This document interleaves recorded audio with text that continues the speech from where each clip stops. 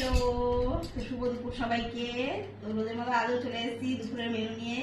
তো চলো তোমাদের মেনুটা দেখিয়ে দিই। এখানে আছে ভাত, এখানে আছে এই যে গন্ধরাজ লেবু পাতা দিয়ে মসুর ডাল, আর এদিকে আছে চিংড়ি শুটকি দিয়ে লাউ ঘন্ট,